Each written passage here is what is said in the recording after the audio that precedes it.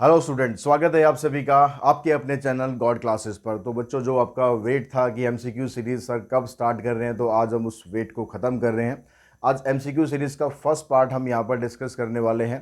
First part के अंदर जो फर्स्ट चैप्टर के टॉपिक्स थे, जिसमें हमने कांग्रेस मॉडुलो पढ़ा था, पार्टनरशिप और boats and streams, pipe and systems, alligation and mixture, races and games, numerical inequality, जिसका वन शॉट मैं आपको ऑलरेडी प्रोवाइड कर चुका हूँ। उस वन शॉट के डिस्क्रिप्शन बॉक्स में आपको एक लिंक मैंने दिया था, जहां पर जाके आप एमसीक्यू क्वेश्चंस डाउनलोड कर सकते थे इन चैप्टर्स के। अगर आपने वो अभी तक डाउनलोड नहीं किए हैं तो इस वीडियो के डिस्क्रिप्शन में भी मैं आपको वो लिंक दे रहा हूँ, यहाँ पर जाके भाई डाउनलोड कर लो। क्योंकि देखो, जब तक आपके पास क्वेश्चंस नहीं होंगे तो उनके आंसर जो हम डिस्कस करने वाले हैं वो आंसर्स आपको समझ में ही नहीं आएंगे।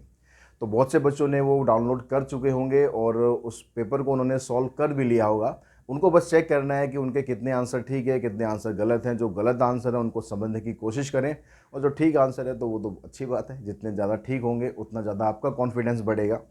लेकिन अगर गलत भी होते हैं तो अभी कॉन्फिडेंस लूज़ करने की ज़रूरत नहीं है, क्योंकि अभी आप प्रोसेस में, लर्निंग प्रोसेस में है। तो कुछ चीज़ें आप गलत होंगी, कुछ सही होंगी, लेकिन धीरे धीरे उसको प्रैक्टिस करके हम उसको बिल्कुल ख़त्म कर देंगे। और आपके एग्ज़ाम तक बिल्कुल आप ऐसे इस तरह से आपको तैयार हो जाना है कि आपको कोई भी क्वेश्चन आ जाए तो आप बड़े इजीली उसको कर सकें। तो आज की इस वीडियो में हम 70 एमसीक्यूज़ सॉल्व करने वाले हैं। एमसीक्यूज़ बेटा जब हम सॉल्व करते हैं तो कई बार हम नॉर्मल तरीके से सॉल्व करेंगे, जैसे क्वेश्चंस को हम सॉल्व करते हैं। कई बार आपको ऑप्शंस का यूज़ करना होता है, वो हमें देखना पड़ेगा कि हमें ऑप्शन से आंसर जल्दी मिलता है या हम नॉर्मल सॉल्व करेंगे उससे आंसर हमें जल्दी मिलता है। हमारा पर्पज़ सिर्फ एक ही होगा कि अपने क्वेश्चंस को हम जल्दी से जल्दी सॉल्व कर सकें, क्योंकि एमसीक्यू क्वेश्चन एक नंबर के क्वेश्चंस होते हैं। बहुत ज़्यादा इसमें हमने टाइम बिल्कुल नहीं लगाना चाहिए। तो हम स्टार्ट करते हैं अपने आज का। तो उसके लिए सबसे पहले आपके पास अगर हार्ड कॉपी हो उन क्वेश्चंस की तो बहुत बढ़िया, अगर हार्ड कॉपी नहीं है तो एटलीस्ट सॉफ्ट कॉपी तो आपके पास ज़रूर होनी चाहिए। तो यहाँ पर अगर हम फर्स्ट क्वेश्चन की बात करें तो फर्स्ट क्वेश्चन में कहता है 15 माइनस 53 मॉड 4 आपको फाइंड करना है। 15 माइनस 53 मॉड 4। तो सिंपल हमें क्या करना है, इसमें से हम इसको माइनस कर लें पहले। तो माइनस करने के बाद आपके पास यहाँ पर आ जाएगा -38 मॉड 4। अब -38 को अगर आप 4 से डिवाइड करेंगे तो इसको डिवाइड किस तरह से किया जाएगा, माइनस में है तो आपके पास 4 से डिवाइड करेंगे तो 4 10 जा 40, क्योंकि यहाँ पर जो टर्म आनी चाहिए वो इससे बड़ी टर्म आनी चाहिए। तो यहाँ पर आप आपके पास रिमाइंडर जो बचेगा इसमें से आप इसको माइनस करोगे, ये प्लस हो जाता है, ये तो पता ही है आप सबको ऑलरेडी। तो इसका रिमाइंडर आ गया 2। तो हमारा जो ऑप्शन है इसमें सेकंड ऑप्शन है वो हमारा इसमें ट्रू होगा। सेकंड क्वेश्चन देखते हैं। सेकंड में आपको दिया हुआ है 3 इंटू 7 प्लस 5। तो आप मॉडुलस की प्रॉपर्टी भी यूज़ कर सकते हो, इनको अलग अलग भी कर सकते हो, इसको अलग करो, इसको अलग करो, इसको अलग करो। लेकिन अगर आपको लगता है यह सिंपल सीधा तरीके से आसानी से हो जाएगा तो वैसे करो। 7 3 जा 21 प्लस में 5 26। 26 को अगर आप 4 से डिवाइड करोगे तो रिमाइंडर आपके पास बचेगा 2। तो इसका जो ऑप्शन है हमारे पास वो डी ऑप्शन है। वो थर्ड क्वेश्चन में कहता है 18 इंटू 14 इन 12 आवर क्लॉक।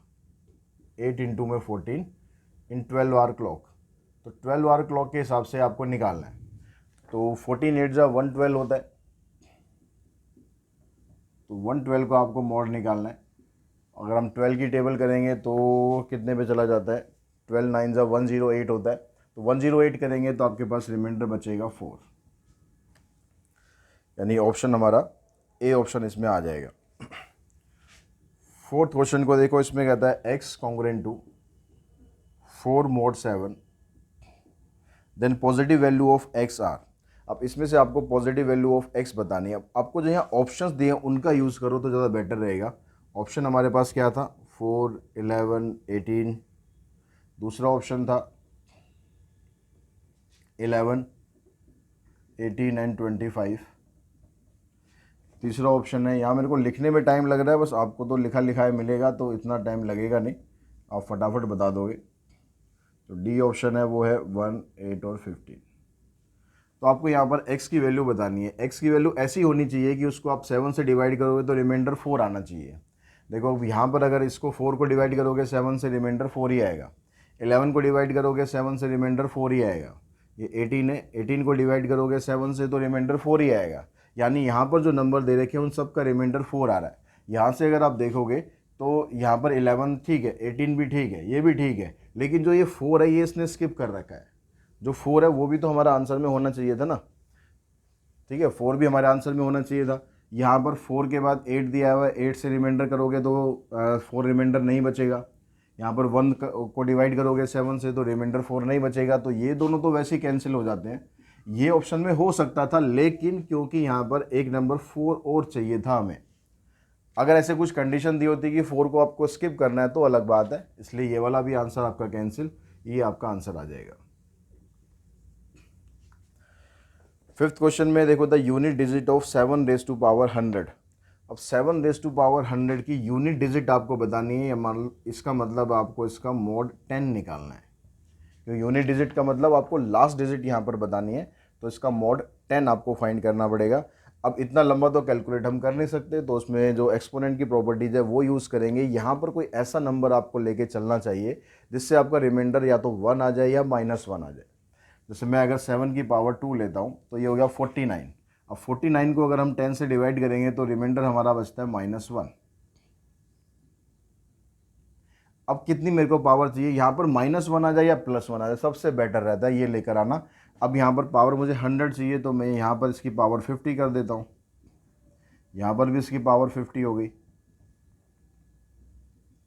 अब -1 की पावर 50 करोगे तो क्या आएगा, आपके पास 1 आएगा। यानी जो आंसर है आपका, आंसर क्या आ जाएगा, 1। यानी जो ए ऑप्शन है आपका वो आंसर हो जाएगा। 6 क्वेश्चन में कहता है the remainder when the 2 raise to power 100 is divisible by 5। अब यहाँ भी आपको 2 रेज टू पावर 100 करना है, डिविजिबल बाय 5 यानी मॉड 5 इसका फाइंड करना है। अब फिर आप यही काम करो कि भाई 1 या -1 लेकर आओ। तो 2 की पावर अगर 2 करते हो तो 4 होता है, 4 को अगर हम डिवाइड करेंगे 5 से तो रिमाइंडर माइनस होता है।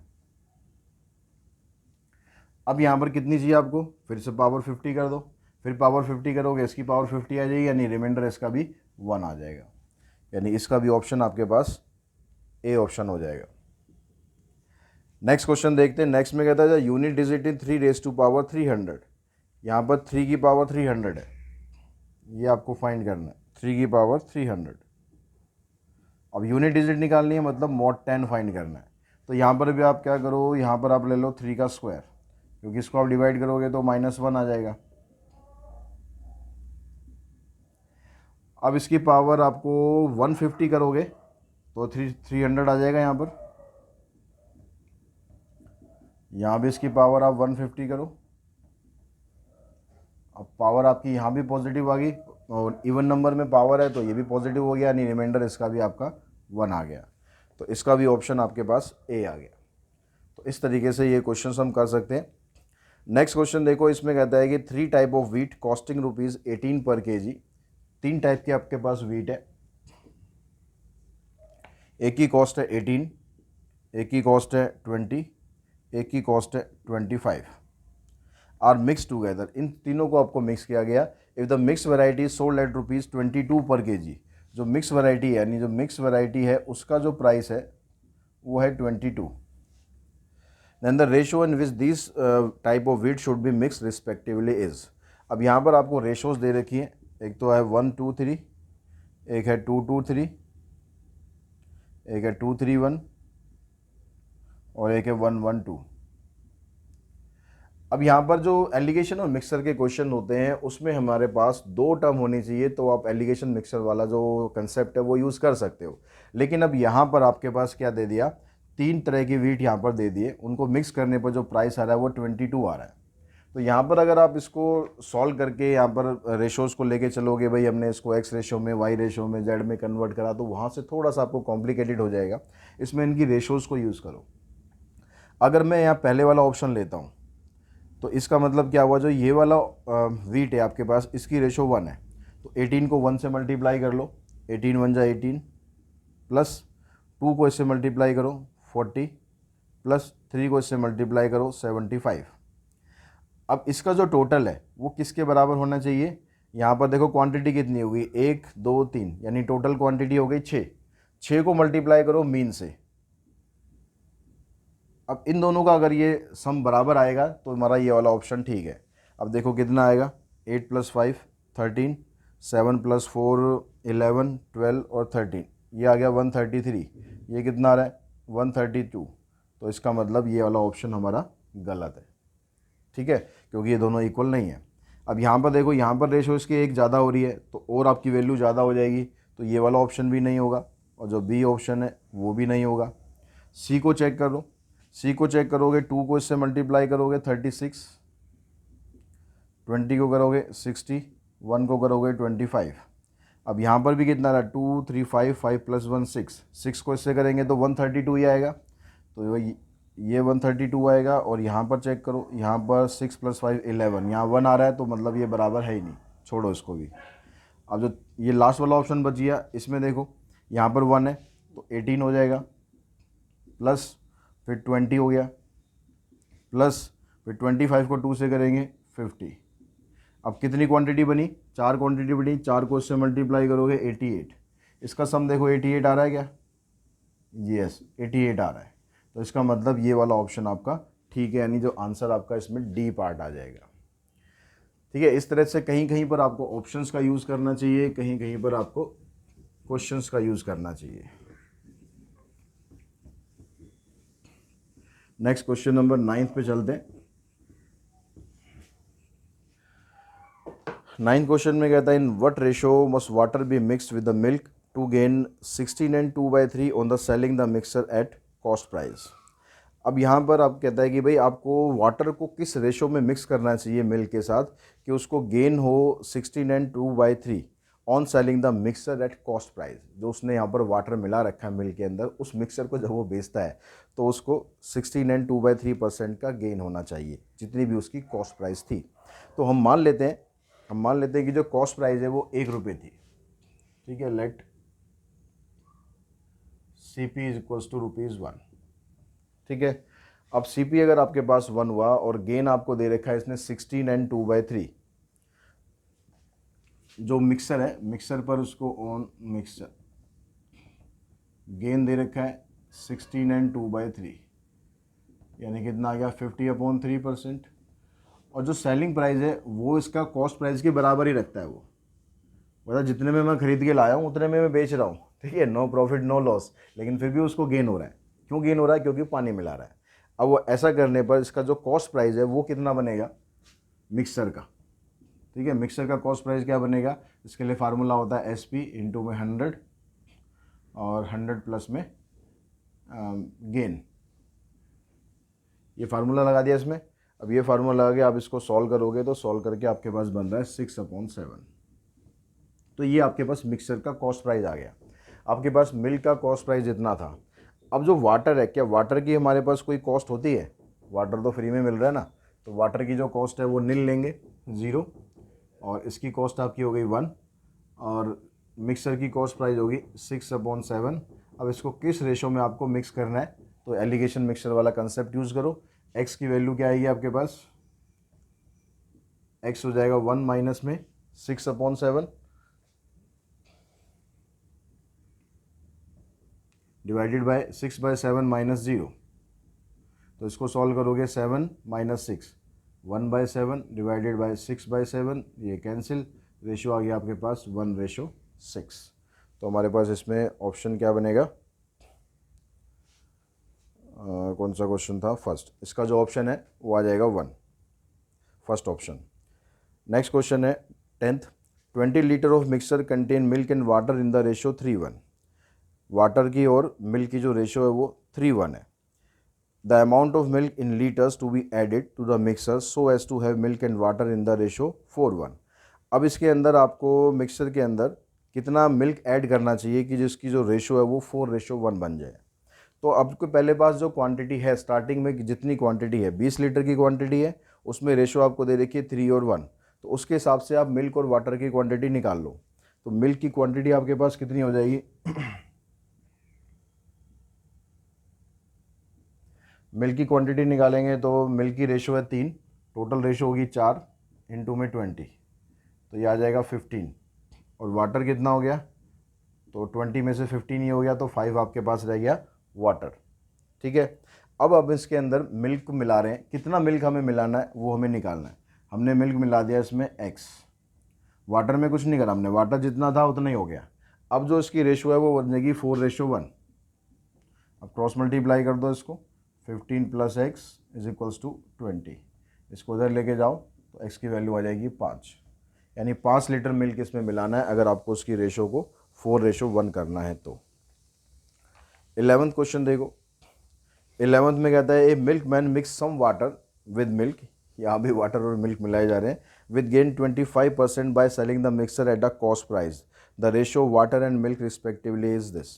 तो ये भी इसी क्वेश्चन की तरह ही है, बस डाटा थोड़ा सा चेंज कर दिया गया है, बाकी सब कुछ वैसे ही करना है। तो सेम काम हम करेंगे कि भाई यहाँ पर कॉस्ट, वाटर का कॉस्ट प्राइस 0 ले लिया, इसका 1 ले लेते हैं। अब गेन आपको दे रखा है इसमें 25%, तो 25% के हिसाब से अगर आप CP निकालोगे तो CP आपका बनता है यहाँ पर 4/5। अब x और y इसकी रेशो निकालोगे तो x आ गया आपके पास 1 माइनस में 4/5, यानी 1/5 हो गया, इधर से 4/5 ये कैंसिल, तो रेशो आ जाएगी आपके पास 1:4। तो बिल्कुल इसी क्वेश्चन की तरह ही करना है, कुछ भी इसमें चेंज नहीं है। क्वेश्चन नंबर 12 देखते हैं। How much water must be added to 60 litre of milk at 1.5 litre ₹4.20 so as to have mixer worth ₹10 and 2/3 litre. अब यहाँ पर आपको क्या करना है कि ये कह रहा है कि 60 लीटर मिल्क आपके पास है, उसमें आपको कितना वाटर ऐड करना है। जिस मिल्क एट 1.5 लीटर ₹4.20, अगर 20 रुपये का आपको 1.5 लीटर दूध मिलता है, so as to have mixer worth ₹10 and 2/3 litre. तो जो मिक्सर है, मिक्सर की जो वर्थ होगी वो 1 लीटर आपको पड़ता है 10 and 2/3 लीटर का। तो यहाँ पर मिक्स आपको 1 लीटर की कॉस्ट दे रखी है 20, तो 60 लीटर की कॉस्ट कितनी हो जाएगी, क्योंकि 60 लीटर मिल्क है हमारे पास, तो 60 लीटर की कॉस्ट निकाल लो पहले। तो इसको रब कर देते हैं पहले।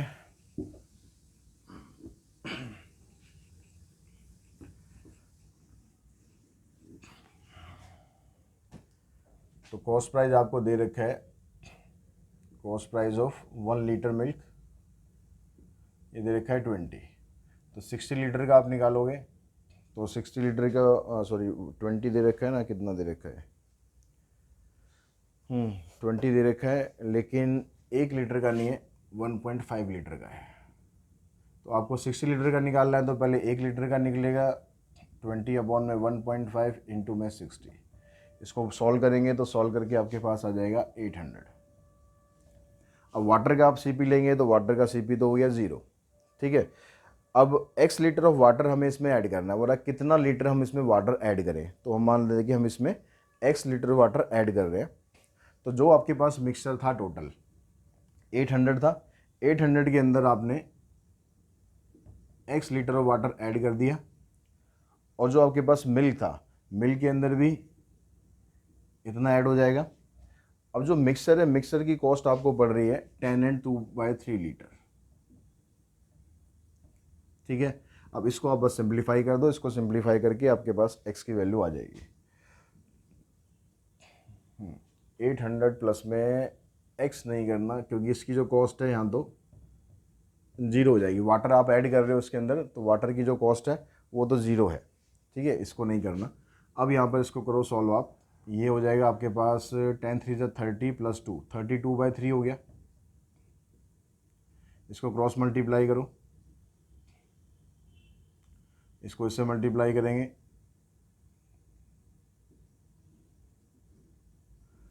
अब यहाँ से आप x की वैल्यू फाइंड करोगे तो x की वैल्यू आपके पास आ जाएगी, यहाँ से आ जाएगा 480 = 2 में 32x, तो x की वैल्यू आ गई आपके पास 15। तो इसमें भी आपका जो ऑप्शन बी है वो करेक्ट हो जाता है। 13 क्वेश्चन देखते हैं। यहाँ पर कहता है कि 2 वेसल हैं A और B, जिसके अंदर मिल्क और वाटर जो है उनको 8 और 5 की रेशो में मिक्स किया गया है, और दूसरा वेसल है उसमें 5 और 2 की रेशो है। एक वेसल में 8 और 5 की रेशो है, दूसरे वेसल के अंदर 5 और 2 की रेशो है, ठीक है। The ratio in which these 2 mixer be mix to get a new mixer containing 69 and 3/13% of milk. अब यहाँ पर आपको किस रेशो में दोनों को मिक्स करना है, कि आपके पास जो है 69 एंड 3/13% ऑफ मिल्क उसमें हो। अब यहाँ पर हम क्या करते हैं,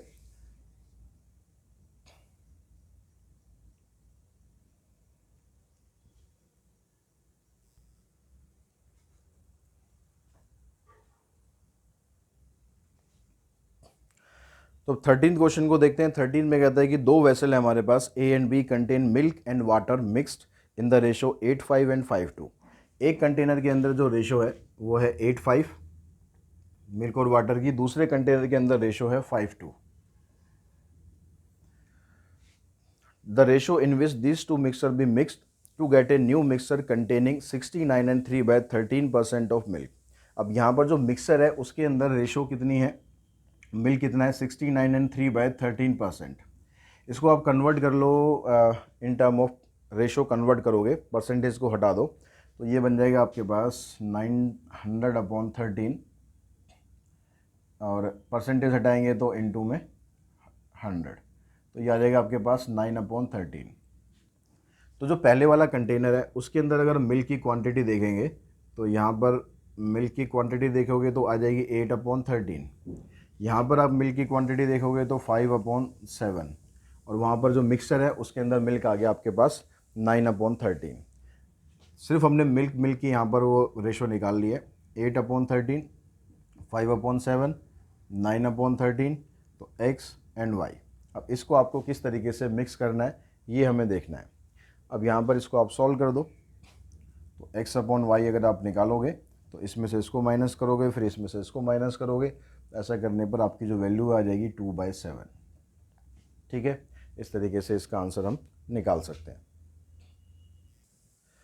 तो 14th क्वेश्चन में देखो, 14th में कहता है boy speed with the current. With the current मतलब डाउन स्ट्रीम स्पीड आपको दे दी है इसने 15 किलोमीटर पर आवर, यानी डाउन स्ट्रीम स्पीड अगर आपने फार्मूलाज ध्यान से पढ़ रखे हो बोट एंड स्ट्रीम्स को, तो डाउन स्ट्रीम स्पीड को उन फार्मूलों में हम यू से डिनोट करते हैं। तो यू की वैल्यू आपको दे रखी है 15। ठीक है, यूनिट में नहीं लिख रहा हूँ। एंड स्पीड ऑफ करंट मतलब वाई आपको दे रखा है 2.5। तो यू की जो वैल्यू होती है ये होती है एक्स प्लस वाई। तो आपके पास y की वैल्यू तो है ही 2.5, इसको सॉल्व करोगे तो आपके पास x की वैल्यू आ जाएगी कितनी, 12.5। अब आपको v फाइंड करना है, v मतलब अगेंस्ट द करंट, तो v फाइंड करने का फार्मूला होता है x माइनस वाई। तो x की वैल्यू आपके पास 12.5 आ गई, y की वैल्यू 2.5 है ही, दोनों को माइनस करोगे आंसर आ जाएगा 10। 15th क्वेश्चन को देखते हैं। 15th क्वेश्चन में क्या कहता है, ए boat running down stream cover A distance of 16 kilometre in 2 hours. 16 kilometre का डिस्टेंस 2 घंटे में कवर कर रहे हैं। तो कब कर रहे हैं, डाउन स्ट्रीम कवर कर रहे हैं, तो स्पीड कितनी होगी डाउन स्ट्रीम की, 16/2, 8 होगी। और उसी डिस्टेंस को अप स्ट्रीम कितना टाइम में कवर किया जाता है, 4 घंटे में। यानी जो 16 किलोमीटर का डिस्टेंस है 4 घंटे में कवर करेंगे तो स्पीड होगी इसकी 4। अब कहता है what is the speed of boat in still water. तो स्टिल वाटर में इसकी स्पीड कितनी है बोट की, तो बोट की जो x की जो वैल्यू होती है u प्लस में v/2। तो 8 प्लस में 4/2 यानी 12/2, आंसर आ गया 6। 17 में कहता है a boatman rows 1 kilometre in 5 minute. एक बोटमैन जो है वो 1 किलोमीटर का डिस्टेंस 5 मिनट के अंदर कवर करता है। सॉरी, क्वेश्चन नंबर 16 रह गया, पहले 16 देखो। 16 में कहता है man row a speed of 8 kilometre per hour still water. Still water में जो उसकी स्पीड है वो है 8, यानी x की वैल्यू 8 मिल गई आपको। To a certain distance upstream and back to the starting point in a river which flows at 4 kilometre per hour. River is flowing at the rate of 4 kilometre per hour, यानी speed of current आपको दी हुई है वो है 4, तो y की value मिल गई 4। तो average speed of journey, average speed आपको बतानी है। एवरेज स्पीड का फार्मूला होता है x² minus y² divided by x। इसका स्क्वायर करोगे 64 आ जाएगा, इसका 16 आ जाएगा डिवाइडेड बाय 8। तो 14 माइनस 6 8 4, तो आंसर आ जाएगा इसमें आपका भी 6। क्वेश्चन नंबर 17 देखो। 17 में कहता है कि एक बोटमैन है, रोज 1 किलोमीटर इन 5 मिनट। 1 किलोमीटर का डिस्टेंस 5 मिनट में कवर करता है अलोंग द स्ट्रीम, स्ट्रीम के साथ। यानी डाउन स्ट्रीम। तो डाउन स्ट्रीम की स्पीड अगर आप निकालोगे तो कितनी होगी, 1 किलोमीटर का डिस्टेंस कवर कर रहा है वो 5 मिनट में। तो जो 5 मिनट है इसको आवर में कन्वर्ट करने के लिए 60 से ऊपर मल्टीप्लाई कर दो, तो इसकी स्पीड होगी आपके पास 12 kilometre per hour. And 6 kilometre in 1 hour against the stream, और अगेंस्ट द स्ट्रीम उसकी स्पीड बन जाती है 6 किलोमीटर पर आवर।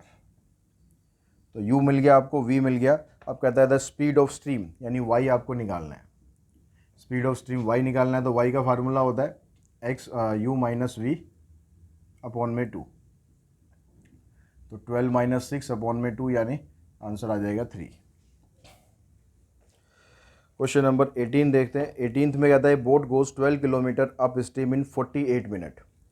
48 मिनट के अंदर 12 किलोमीटर का डिस्टेंस कवर किया जाता है। यानी यहाँ पर अप स्ट्रीम में कवर कर रहे हैं पहले, तो v की जो वैल्यू आपको दे दी 12 किलोमीटर का डिस्टेंस 48 मिनट में। तो मिनट्स को कन्वर्ट करने के लिए 60 से यहाँ पर मल्टीप्लाई करो, तो v की वैल्यू होगी आपके पास 15। If the speed of stream, speed of stream मतलब y, ये दे दिया आपको 2। The speed of boat in still water, x आपको फाइंड करना है।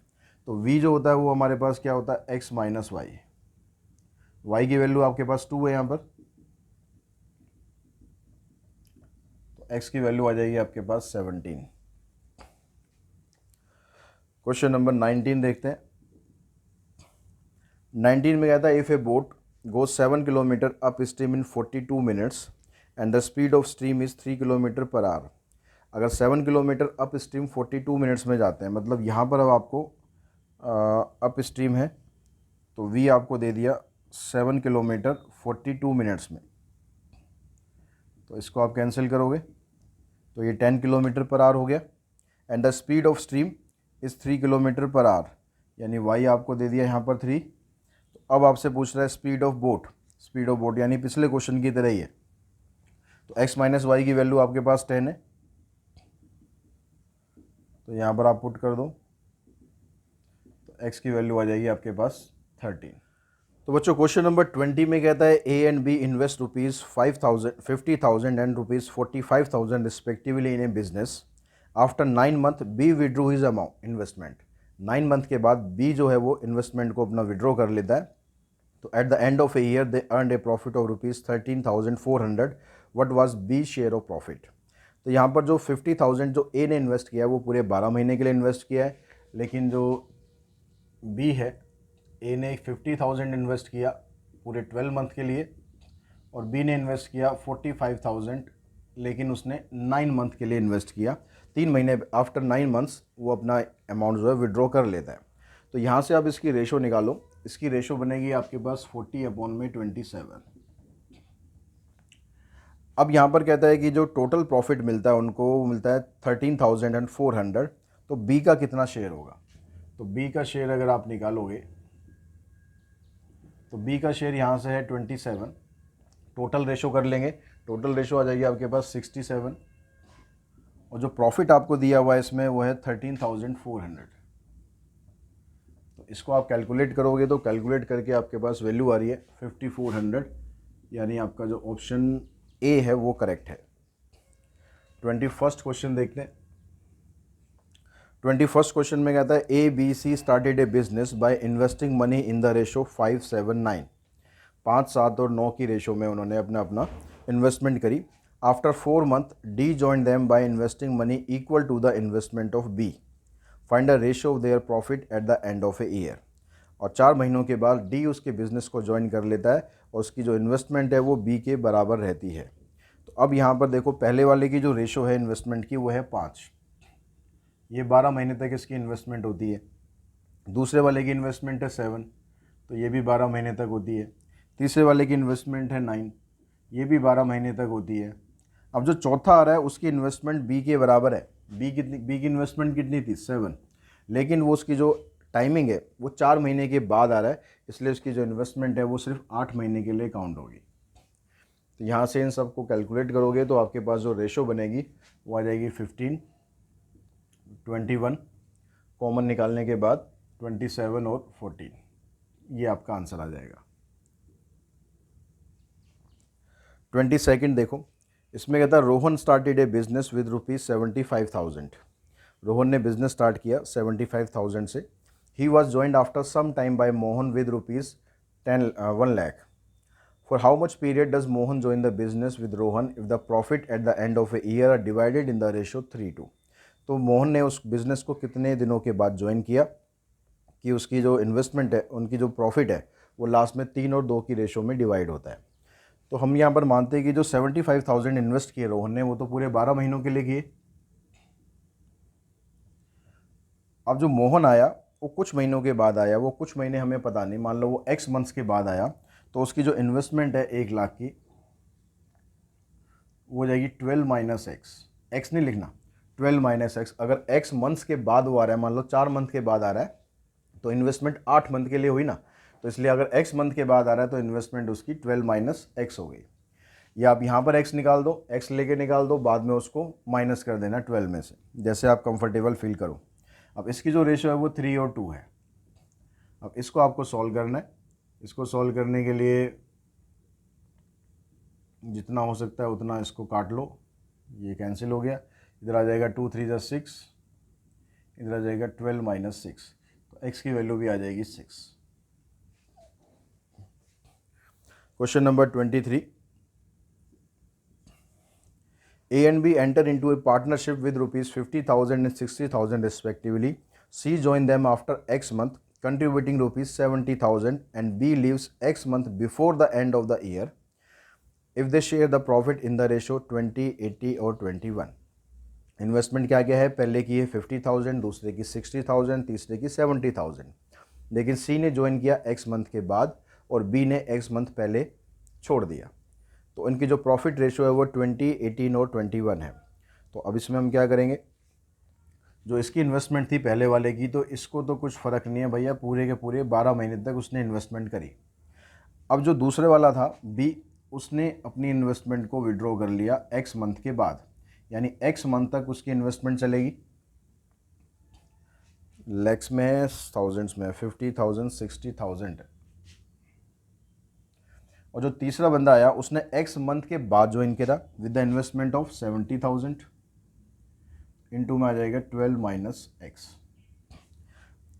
अब यहाँ पर जो प्रॉफिट रेशो है वो है 20, 18 और 21। इसकी जो प्रॉफिट रेशो है 20, 18 और 21। तो यहाँ से आप इन दोनों को ले लो पहले, तो यहाँ से मैं इसको कैंसिल ही कर देता हूँ। यहाँ से रह जाएगा 5 और 12, यहाँ से रह जाएगा 6x, और रेशो आ जाएगी इनकी 20 और 18। ठीक है, यहाँ पर ये 6 3 = 18, ये कैंसिल हो गया, 5 4 = 20। जैसे आप कंफर्टेबल हो काटने में, आप वैसे काटो। तो यहाँ पर x की वैल्यू आ गई आपके पास 9, यानी 9 मंथ्स के बाद उसने एक ने बिज़नेस ज्वाइन किया और एक ने बिज़नेस लीव कर दिया। Question number 24। इसमें कहता है A B C subscribe ₹50,000 for a business. A subscribe ₹4,000 more than B and B ₹5,000 more than C. Out of total profit of ₹35,000 A receives. A का आपको बताना है कि प्रॉफिट में से कितना शेयर उसे मिलने वाला है। तो यहाँ पर आपके पास सी के बारे में कुछ नहीं दिया हुआ, तो सी की जो इन्वेस्टमेंट है वो मान लो आप एक्स। सी ने एक्स इन्वेस्ट किया, बी ने इससे 5,000 ज़्यादा किया है, तो ये हो जाएगा x + 5,000, और ए ने बी से भी 4,000 ज़्यादा किया है, तो ये हो जाएगा x + 9,000। अब जो टोटल इन्होंने पैसा लिया वो था 50,000, यानी इन तीनों का जो टोटल है 50,000 हो गया, x + x + x 3x हो गया, 9 + 5 14 = 50,000। तो 3x आ गया 36,000, तो x आ गया आपके पास 12,000। तो इसकी इन्वेस्टमेंट 12,000 होगी, इसकी 17 हो गई और इसकी 21 हो गई। अब यहाँ पर आपको प्रॉफिट है टोटल 35,000 का, तो ए का प्रॉफिट बताना है। तो ए की इन्वेस्टमेंट देख लो कितनी हो गई, ए की इन्वेस्टमेंट हो गई 21,000। ठीक है, तो ए का प्रॉफिट निकालना है, तो 21,000 ए की इन्वेस्टमेंट होगी, डिवाइडेड बाय टोटल पैसा कितना था 50,000 था, इनटू में प्रॉफिट कितना मिला 35,000 का। तो इसको अब डिवाइड कर लो, कितना कितना जाएगा,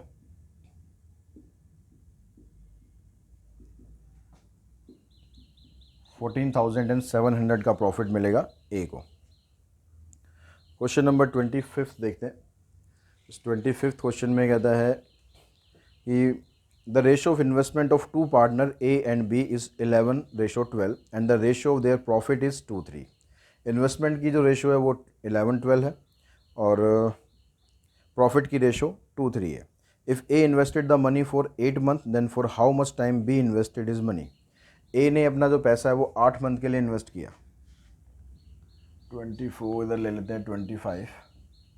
ए ने जो पैसा इन्वेस्ट किया कितना किस रेशो में कर रहा है, 11 की रेशो में कर रहा है, 8 महीने के लिए कर रहा है। और बी जो है इन्वेस्ट कर रहा है 12 for x months, x month के लिए इसने इन्वेस्ट किया। उनकी जो प्रॉफिट की रेशो है वो है 2:3। इसको सॉल्व करो, 3 से कैंसिल कर दो 4 पे, 4 2 जा 8, 2 से 2 भी कैंसिल, तो x की वैल्यू आ गई आपके पास 11। तो इस तरह से आप ये 25 क्वेश्चन कर सकते हैं। तो बच्चों क्वेश्चन नंबर 26 देखते हैं। 26 में कहता है pipe A and B can fill a tank in 4 hour and 5 hour respectively and other pipe C can empty the full tank in 10 hours. जो पाइप ए है 4 घंटे लगा रहा है, पाइप बी 5 घंटे लगाता है और तीसरा जो पाइप सी है वो खाली करने में 10 घंटे लगा रहा है। अगर तीनों पाइप को हम ओपन इकट्ठा कर दे तो टैंक कितनी देर में भरेगा। तो सीधा सीधा इसमें आपको करना क्या है, आपको जैसे पाइप ए जो है वो 4 घंटे लगाता है तो उसका 1 घंटे का काम आपको निकालना है, 1/4 हो जाएगा। पाइप बी 5 घंटे में भर रहा है तो 1/5 हो गया। और पाइप सी 10 घंटे में खाली कर रहा है तो उसको माइनस कर देना है। बस आप इन सब टर्म्स को एलसीएम लो, एलसीएम लेके सॉल्व करो। एलसीएम आ जाएगा इसका 20, 5 + 4 - 2, 5 + 4 9, 9 - 2 7/20। तो जब आप टाइम निकालोगे तो इसका आपको रेसिप्रोकल कर देना चाहिए 20/7। दैट मीन्स 20 को अगर आप 7 से डिवाइड करोगे तो 2 and 6/7 ये आपका आंसर आ जाएगा इन टर्म ऑफ आवर्स। ठीक है, तो हमारा ऑप्शन बस में बी ऑप्शन ठीक हो जाएगा। नेक्स्ट क्वेश्चन नंबर 27 पे चलते हैं। 27 में क्या कहता है ये, the two pipe A and B together can fill a tank in 4 hours. दो पाइप दोनों इकट्ठे मिलकर 4 घंटे में भरते हैं। Pipe B take 6 hours more than A to fill the tank. Pipe B जो है वो ए से 6 घंटे ज़्यादा लेता है अगर हम दोनों को अलग अलग चलाएं तो। The time taken by A to fill the tank alone. तो ए अकेला उस टैंक को कितनी देर में भरेगा। तो ए का जो टाइम है वो मान लेते हैं हम x। तो ए ने उसको x आवर्स के अंदर भरा, बी उससे 6 घंटे ज़्यादा ले रहा है यानी 1 घंटे में उसने x + 6 भरा और दोनों ने मिलकर इस काम को करा 4 घंटे में। तो यहाँ से अब इसको सॉल्व करो आप एलसीएम लेके, x इंटू में x + 6, इधर से आ जाएगा x + 6 + x = 1/4। तो 2x + 6 divided by x² + 6x = 1/4। Cross multiply करेंगे, क्रॉस मल्टीप्लाई करके आपके पास इक्वेशन यहाँ पर बन जाएगी x² - 2x + 24। ये इक्वेशन बनेगी। यहाँ से आप दो फैक्टर निकाल लेंगे, दो फैक्टर इसके बनेंगे, एक -6 बनेगा, एक +4 बनेगा, यानी x - 6 एंड x + 4। x की देखो दो वैल्यू निकलेंगी, x की वैल्यू 6 आपको कंसीडर करनी है, -4 आपको कंसीडर नहीं करनी है क्योंकि टाइम आपका नेगेटिव नहीं होता। तो हमारा ऑप्शन इसमें बन जाता है सी। 28 क्वेश्चन देखते हैं। 28 में कहता है ये pipe fills 3/7 part of a tank in 1 hour. एक पाइप जो है 1 घंटे के अंदर 3/7 पार्ट भर देता है। तो rest of the tank can be filled in. तो बाकी का जो टैंक बच जाता है उसको वो कितनी देर में भरेगा। तो इसके लिए आपको क्या दिया हुआ है यहाँ पर, जो 3/7 पार्ट है, 3/7 पार्ट ये फिल होता है 1 घंटे में। तो इसका अगर हम पूरा पार्ट कंप्लीट करना चाहें तो पूरा पार्ट कंप्लीट करने के लिए क्या करना पड़ेगा आपको, 3/7 को यहाँ नीचे आ जाएगा 1/3/7 में जो आएगा उसको ऊपर लिख दो ऐसे। अब हमें फिल कितना करना है, देखो 3/7 पार्ट हो गया फिल, बच कितना गया 4/7 पार्ट। तो 4/7 पार्ट को फिल करने के लिए हमें कितना टाइम लगेगा। अब इसको 7/3 को 4/7 से कर दो मल्टीप्लाई, ये कैंसिल, तो ये आ जाएगा 1 and 1/3। तो 1 and 1/3 हमें ऑप्शन में नहीं दिया, 4/3 ऑप्शन में दिया है, तो अच्छी बात है, ये भी नहीं करना पड़ेगा। तो 4/3 हमारा आंसर आ गया, यानी ऑप्शन आ गया आपका सी। क्वेश्चन नंबर 29 देखते हैं। 9th में a pipe can fill a tank in n 1 hours, another pipe can empty in n to n 2 hours.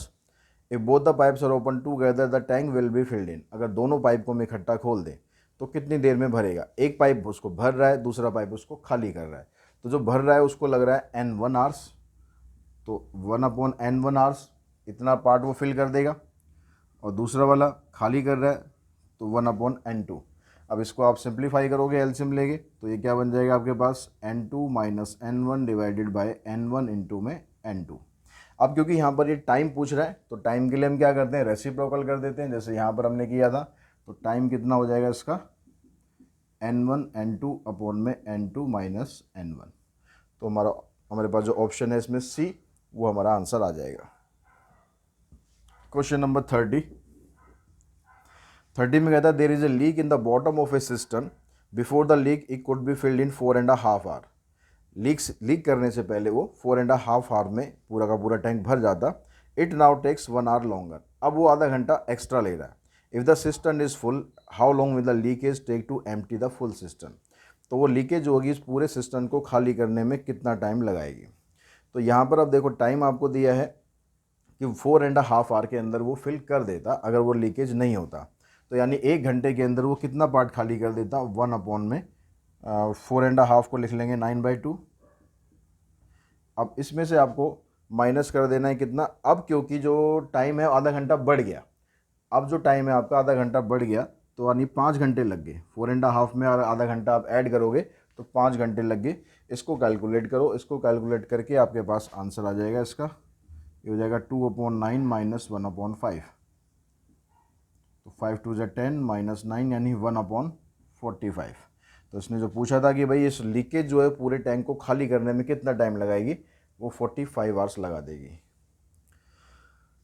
यानी इसमें भी आपका ऑप्शन सी बन जाएगा। क्वेश्चन नंबर 31 देखते हैं। 31 में कहता है pipe can empty 5/6 of a system in 20 minutes. What part of the system will be emptied in 9 minutes. देखो 20 मिनट्स के अंदर कितना टैंक खाली कर रहे हैं, 20 मिनट्स के अंदर 5/6 टैंक खाली कर रहे हैं। ठीक है, तो 1 मिनट के अंदर कितना करेंगे, 1 मिनट के अंदर कितना करेंगे, 5/6 को मल्टीप्लाई कर देते हैं 20 से। ठीक है, अब यहाँ पर आपसे पूछा है, सॉरी 20 नीचे आएगा। अब आपसे पूछा है कि ये कितना पार्ट जो है वो 9 मिनट के अंदर खाली हो जाएगा। तो 9 मिनट के हिसाब से आप निकाल दो, 9 मिनट्स को यहाँ मल्टीप्लाई करेंगे तो 5/6 दिख रहा है, नहीं दिख रहा, नहीं दिख रहा स्क्रीन पे। तो यहाँ से इस लाइन को हटा के हम यहाँ ले लेते हैं। तो 9 मिनट्स के अंदर कितना करेगा, 5/6 इंटू में 20 और इंटू में 9। इसको आप कैलकुलेट कर दो। इसको कैलकुलेट करके आपके पास आ जाएगा 5 4 ज़ा 10, 3 2 ज़ा 6, आ जाएगा 3/8। यानी 3/8 टैंक जो है वो खाली कर देगा 9 मिनट्स के अंदर। तो क्वेश्चन नंबर 32 पे चलते हैं। इस 32 क्वेश्चन में आपको क्या दिया हुआ है, 32 में कहता है pipe A and B together can fill a system in 6 minute. If A takes 5 minute less than B to fill the system then the time in which B alone can fill the system. अब यहाँ पर कह रहा है कि A और B दोनों मिलकर 6 मिनट में भर रहे हैं। A जो है 5 मिनट कम ले रहा है B से, तो B का अगर हम टाइम X ले लेंगे तो A का टाइम कितना हो जाएगा। क्वेश्चन नंबर 32, B का टाइम हम X ले रहे हैं तो A का टाइम 5 मिनट कम यानी 1/X माइनस 5 आ जाएगा। और दूसरा टाइम कितना ले रहा है टाइम, दूसरा तो हमने X माना है B का। दोनों मिलकर जब ये काम करते हैं तो 6 मिनट लगाते हैं, तो 1 मिनट के अंदर कितना काम कर रहे हैं, 1/6। फिर यहाँ से आप इसका एलसीएम लो, सिंप्लीफाई करो, x प्लस में x माइनस 5 अपॉन में x square minus 5x equals to 1/6। अब आप इसको करोगे क्रॉस मल्टीप्लाई तो आपके पास इक्वेशन बन जाएगी x square minus 17x minus 30। इस इक्वेशन को सॉल्व करेंगे तो आपके पास दो फैक्टर्स के बनेंगे, x माइनस 15 और x माइनस 2। तो x की वैल्यू 15 आएगी और x की वैल्यू 2 आएगी। अब दोनों वैल्यू पॉजिटिव है तो आपको कौन सी वैल्यू कंसीडर करनी चाहिए।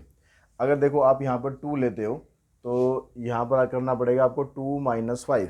तो 2 माइनस 5 यानी -3, टाइम नेगेटिव नहीं होना चाहिए, इसलिए ये वाली वैल्यू को आप छोड़ दो। आपका आंसर सिर्फ क्या होना चाहिए, 15 होना चाहिए। ठीक है। क्वेश्चन नंबर कौन सा 32 किया था, अभी 33 देखते हैं। इसमें कहता है 2 pipes A and B can fill a system in 36 and 48 minute respectively, both pipe are open together, after how many minute should be turn off so that the system be filled in 24 minute. A और B 36 और 48 minutes लगाते हैं, दोनों pipe को कुछ देर तक हम खुला रखते हैं, कुछ मिनट के बाद बी को हम टर्न ऑफ कर देते हैं और सिस्टम को उसके बाद जो सिस्टम है हमारा वो 24 मिनट्स के अंदर पूरा फिल हो जाता है। तो कितने मिनट के बाद हमने उसको बंद किया, तो अब यहाँ पर हम मान लेते हैं कि हमने x मिनट के बाद उसको बंद किया है, तो उस x मिनट तक a और b दोनों चलते हैं। तो a ने जो काम किया अपना, a को टाइम लगता है कितना 36 मिनट, तो a ने 1 मिनट के अंदर इतना काम कर दिया, b ने 1 मिनट के अंदर इतना काम कर दिया। अब ये जो काम कर रहे हैं दोनों x मिनट तक काम कर रहे हैं, तो इसको हम क्या करते हैं x से कर देते हैं मल्टीप्लाई, प्लस अब x मिनट पर आने के बाद b को हमने कर दिया टर्न ऑफ। अब b को टर्न ऑफ करने का मतलब है बाकी का काम किसको करना है, a को करना है। अब a का काम कितना था, 1 मिनट का इतना था, लेकिन अब उसको कितनी देर तक काम करना पड़ेगा, अब उसको काम करना है 24 माइनस एक्स तक, क्योंकि टोटल टाइम कितना था टैंक को भरने में, 24 मिनट लगने थे, 24 मिनट लगने थे, उसमें से x मिनट तक तो इन दोनों ने मिलकर किया, जो बाकी का टाइम था यानी 24 माइनस एक्स, उसमें सिर्फ अकेला a काम कर रहा है। अभी जब पूरा काम ये हो जाएगा तो आपका टैंक कंप्लीटली फिल हो जाएगा, तो इसलिए यहाँ पर हमेशा 1 लेना है। अब इसको आप सिंप्लीफाई करो, x/36 x/48, इसको यहाँ मल्टीप्लाई करोगे इससे तो 24/36 x/36, ये इससे हो जाएगा कैंसिल, इसको आप ले जाओ उधर, तो ये 1 माइनस 24/36, इसको हम सिंप्लीफाई करेंगे तो हमारे पास आ जाएगा 12/36, तो x की वैल्यू यहाँ से मिल जाएगी हमें 16। क्वेश्चन नंबर 34 देखते हैं, अभी रेसिस एंड गेम्स के क्वेश्चंस हैं। 34th में कहता है in a 100 metre race A can give B a start of 10 metre and C a start of 28 metre, how much start can B give to C in the same race. एक 100 metre की race है, उसमें ए B को 10 metre का start देता है। A B को 10 metre का स्टार्ट देने का मतलब है, अगर हम रेशो में बात करें, ए ने अगर 100 मीटर कवर किया तो बी ने 90 मीटर कवर किया, क्योंकि उसने उसको 10 मिनट का एक्स्ट्रा बेनिफिट दे दिया। ठीक है भाई, दानवीर है बहुत, एक्स्ट्रा बेनिफिट उसको दे दिया। और सी को तो 28 मिनट का स्टार्ट दे दिया, तो ए और सी का रेशियो अगर आप निकालोगे तो ये आ जाएगी 100/72। अब ये पूछता है यहाँ पर, कहाँ गया, how much start can B give to C in the same race. B C को कितना स्टार्ट दे रहा है, तो यहाँ से आपको बी और सी की रेशियो निकालनी है। तो बी सी के लिए हम क्या करते हैं, इसको हम ऐसे लिख लेंगे B/A, और यहाँ पर आ जाएगा A/C। तो B/A की वैल्यू लेंगे आप तो 90/100, इधर आ जाएगा 100/72, ये कैंसिल, इसको 9 से काट लेते हैं, तो ये आ गया आपके पास 10/8। और मत काटो अभी, क्यों, रीज़न क्या है उसका, क्योंकि इसी सेम रेस में ये पूछ रहा है कि बी सी को कितना स्टार्ट दे रहा है। तो यानी स्टार्ट निकालने के लिए जो बी वाला डिस्टेंस है इसको आपको 100 मीटर में कन्वर्ट करना पड़ेगा। अब इसको 100 में कन्वर्ट करने के लिए क्या करना है, इसको 10 से मल्टीप्लाई कर दो, इसको 10 से करेंगे तो इसको भी 10 से करना पड़ेगा, ये 8 था, इसको भी 10 से कर देंगे तो ये हो जाएगा 100/80। यानी जब बी ने 100 मीटर का डिस्टेंस कवर किया तो सी ने 20 मीटर का डिस्टेंस कवर किया, तो इसने बी ने सी को 20 मीटर का स्टार्ट दे दिया, यानी आंसर आ जाएगा हमारा 20। 35 देखिए, इस 35th में कहता है 100 metre race A and B are 2 participants, if A run at 5 kilometer per hour, A की स्पीड दी हुई है, and A gives B a start of 8 meter, A B को 8 मीटर का स्टार्ट दे रहा है, and still beat him by 8 second, फिर भी उसको 8 सेकंड से हरा देता है, स्टार्ट भी दे रहा है, आगे भी खड़ा कर रहा है बी को, फिर भी बी हार जाता है। तो then the speed of B, तो आपको बी की स्पीड यहाँ पर फाइंड करनी है। अब यहाँ पर तो ए की स्पीड है, उसको पहले आप मीटर पर सेकेंड में कन्वर्ट कर लो। स्पीड ऑफ ए हमारे पास कितनी है, 5 किलोमीटर पर आवर है। ठीक है, इसको 5 किलोमीटर पर आवर को आप मीटर पर सेकंड में चेंज करोगे तो उसके लिए आपको इसको 5/18 से मल्टीप्लाई करना है। तो ये तो आपके पास ए की स्पीड आ गई। ठीक है, अब यहाँ पर जो पूरा 100 मीटर का जो डिस्टेंस था उसको कवर करने में ए को कितना टाइम लगेगा, तो एज टाइम, अब जो डिस्टेंस है, डिस्टेंस 100 मीटर का है, उसको कवर करने के लिए आपको क्या स्पीड आपके पास ये दे रखी है 25/18। तो यहाँ पर जो फार्मूला होता है हमारा टाइम का वो था डिस्टेंस अपॉन में स्पीड। तो डिस्टेंस अपॉन में स्पीड, स्पीड को आप यहाँ रखोगे 25/18 को ऊपर ले जाओ, तो 72 सेकंड्स के अंदर इसने पूरी की पूरी रेस कोर्स को कवर कर दिया।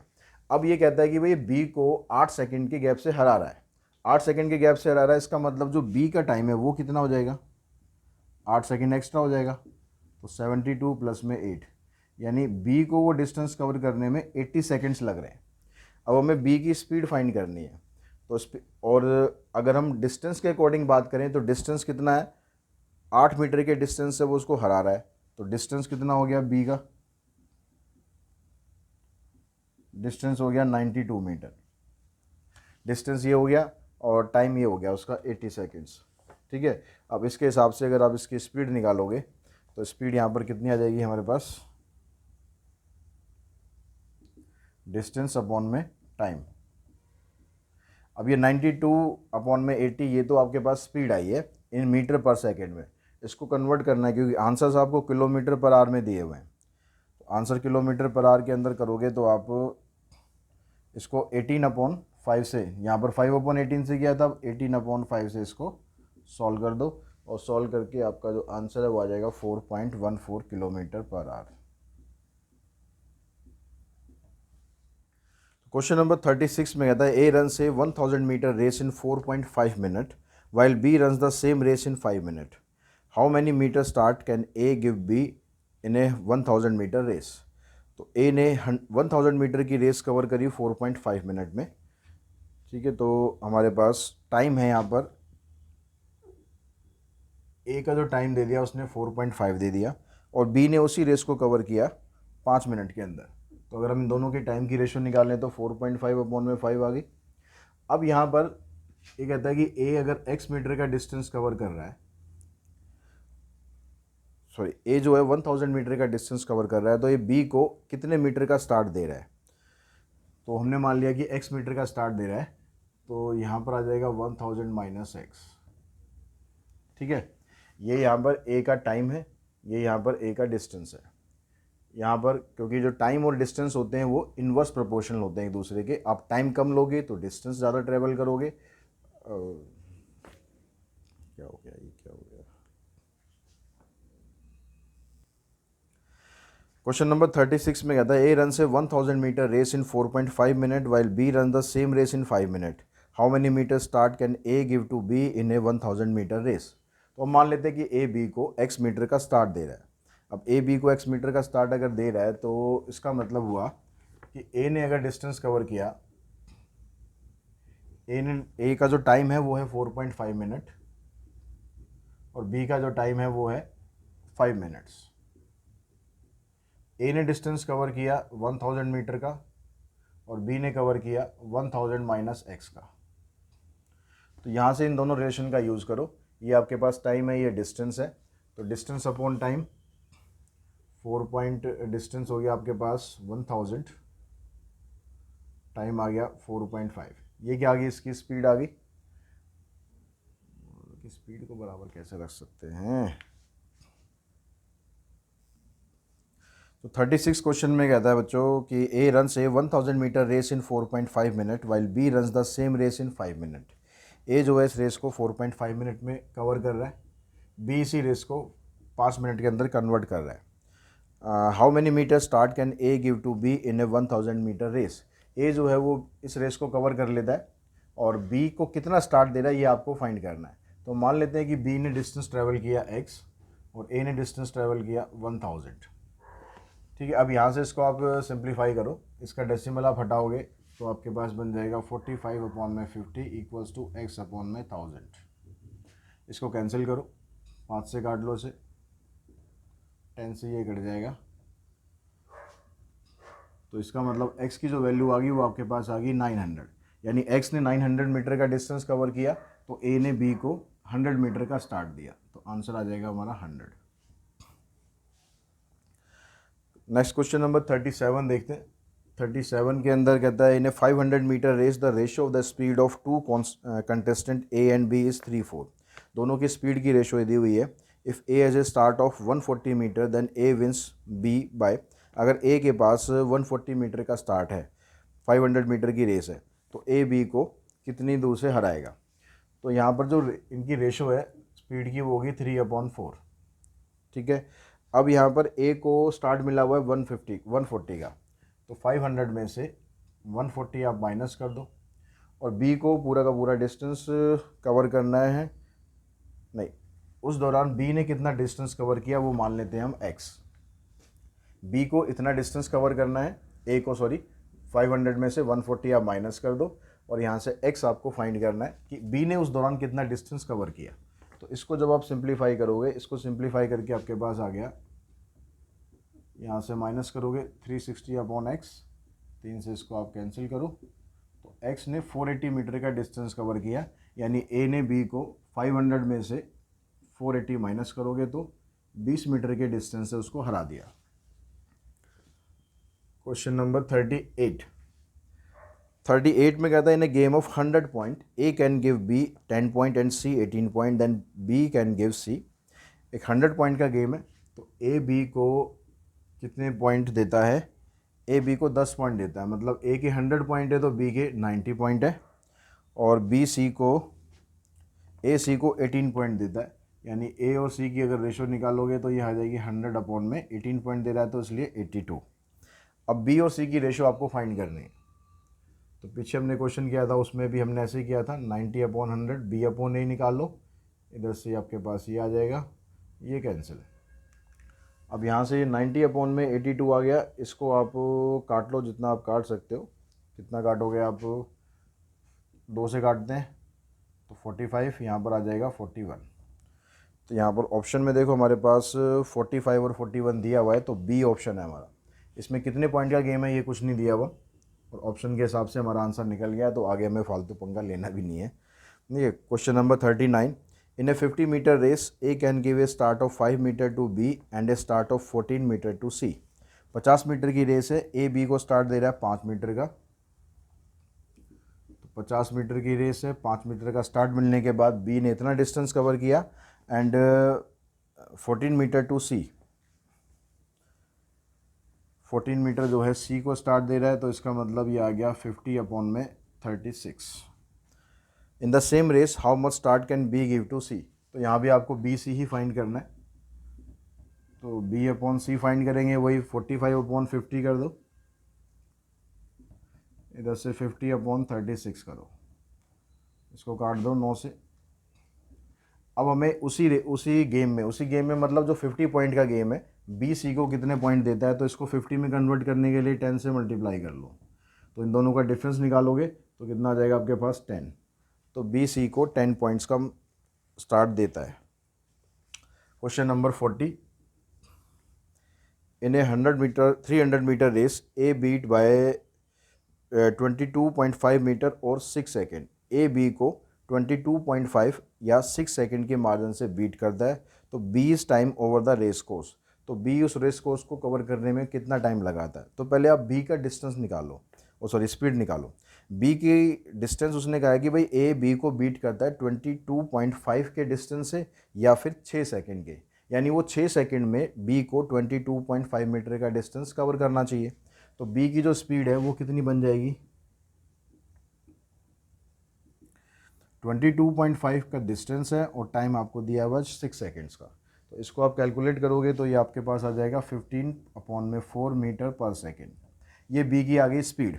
अभी कहता है कि बी का जो टाइम है वो पूरे रेस कोर्स को कवर करने में कितना होगा। रेस कोर्स की जो लेंथ है वो है 30 मीटर, तो टाइम बी का कितना लगेगा, डिस्टेंस अपॉन में स्पीड, तो यहाँ से आ जाएगा ये 80 सेकेंड्स। तो 80 सेकेंड के अंदर ये इसको पूरा कंप्लीट कर लेगा इस रेस कोर्स को। क्वेश्चन नंबर 41 देखते हैं। 41 में कहता है कि A runs 1 and 2/3 times as fast as B. A की जो स्पीड है वो बी के मुकाबले 1 and 2/3 टाइम्स है। 1 and 2/3 का मतलब कितना हो गया, 5/3, यानी दोनों की रेशो है वो 5 और 3 हो गई एक तरह से। अगर ये 5 किलोमीटर का डिस्टेंस कवर करता है तो बी जो है वो 3 किलोमीटर का डिस्टेंस कवर करता है। If A gives B a start of 80 metre, A B को 80 मीटर का स्टार्ट दे रहा है, for how far must the winning post so that A and B may reach at the same time. तो ये दोनों अगर सेम टाइम पर पहुंचते हैं तो जो रेस कोर्स है उसकी लेंथ कितनी है। तो यहाँ पर डिस्टेंस की जो रेशो है आपके पास आ गई 5 और 3। अब मान लेते हैं कि भाई ए जो है वो डिस्टेंस कवर कर रहा है x, और इसको ये b को स्टार्ट दे रहा था 80 मीटर का, तो यानी b ने डिस्टेंस कवर किया x माइनस 80। इसको आप क्रॉस मल्टीप्लाई करके सॉल्व कर दो, यहाँ से आ जाएगा 2x 400, तो x की वैल्यू आ जाएगी 200, यानी ये जो रेस कोर्स है 200 मीटर की लेंथ का है। क्वेश्चन नंबर 42, ये 41 था। तो 42 में कहता है at a game of billiard A can give 15 point to B in 60। ठीक है, 60 में से 15 पॉइंट दे देता है बी को, तो 60 में से अगर 15 पॉइंट देगा तो यहाँ पर हो गया 45। And A can give 20 point to C in a game of 60, और ए सी को 20 पॉइंट दे रहा है, यानी 60-20 हो गया। तो how many points can B give C in a game of 90, तो बी सी को 90 पॉइंट्स के गेम में कितने देगा। तो यहाँ भी आप बी और सी की रेशो निकालो पहले, 45/60, 60/20, 5 से काट देते हैं, तो ये आपके पास 9/4 है। अब गेम में जो है वो है 90 पॉइंट्स का गेम है, तो इसको आपको 90 में कन्वर्ट करना है, तो 10 से मल्टीप्लाई करोगे तो 90-40 हो गया, यानी बी सी को 50 पॉइंट्स दे रहा है in a game of 90। 50 point तो हमारे पास ऑप्शन में ही नहीं है, तो कहाँ पर गड़बड़ हुई देखो ज़रा। 60, अच्छा यहाँ पर 20 पॉइंट दे रहा था तो 40 इधर आएगा, तो यहाँ आ जाएगा 8, इधर आ जाएगा 8, इधर आ जाएगा 80, तो 10 पॉइंट्स का बी जो है वो सी को 10 पॉइंट्स देगा आउट ऑफ 90। हाँ जी, क्वेश्चन नंबर देखिए 43। इसमें आपको दिया हुआ है 43 में कहता है x लेस देन 7, तो इसमें 4 ऑप्शन आपको दिए हुए हैं। x लेस देन 7 का मतलब हो गया कि x की वैल्यू 7 से कम है। अब 7 से कम है तो इसमें अगर आप जो ऑप्शंस हैं, ऑप्शंस के हिसाब से अगर हम बात करें, अगर मैं माइनस साइन यहाँ पर लगाऊँ तो माइनस साइन लगाने पर इस इनइक्वलिटी का साइन चेंज हो जाएगा। तो ये ऐसा ऑप्शन आपको दिया हुआ है सी में, तो इसमें जो सी है वो हमारा राइट आंसर होगा। 44 में देखो यहाँ कहता है if the linear inequality representing the solution set given in the figure, तो यहाँ पर जो फिगर आपको दी हुई है उसमें एक कौन सा सॉल्यूशन को रिप्रेजेंट करता है। तो फिगर आपके पास यहाँ पर अगर आपकी क्वेश्चन पेपर है तो आपको यहाँ फिगर दे रखी है, तो अब यहाँ पर थोड़ा फिगर में वहाँ गड़बड़ हो रहा होगा। यहाँ पर नोड है -∞ टू +∞। ठीक है, तो हमारे पास ये सॉल्यूशन सेट है कि x की जो वैल्यू है ये वाली लेनी है और ये वाली लेनी है। तो यहाँ पर अगर हम ये वैल्यू लेते हैं, ये वैल्यू लेते हैं, तो यहाँ से हमें पता लग रहा है कि जो इसकी एब्सोल्यूट वैल्यू है वो 5 से ज़्यादा है, यहाँ पर भी और यहाँ पर भी। तो एब्सोल्यूट वैल्यू को ऐसे रिप्रेजेंट करेंगे और उसकी वैल्यू आ जाएगी ग्रेटर देन 5, यानी जो बी ऑप्शन है वो हमारा ठीक होगा। 45 में कहता है कि modulus of x-2 divided by x-2 greater than equals to 0। तो यहाँ भी आपको 4 ऑप्शन दिए हुए हैं। अब यहाँ पर देखो आप 2 तो पुट कर ही नहीं सकते, क्योंकि 2 अगर आपने नीचे पुट कर दिया तो आपका जो आंसर है वो नॉट डिफाइंड हो जाएगा, तो यानी 2 से आगे की वैल्यू लेनी है। तो इसमें जो ऑप्शन आपका ए और डी है वो तो वैसे ही कैंसिल हो गया, ठीक है, क्योंकि ए और डी में दोनों में क्लोज ब्रैकेट दी हुई है, 2 को काउंट किया हुआ है, तो उसको आपको काउंट नहीं करना। आपके पास ऑप्शन अब बचा क्या, एक बच गया ऑप्शन हमारे पास x belongs to 2 to infinity, x belongs to 2 to infinity, और दूसरा ऑप्शन बचा है -∞ टू 2।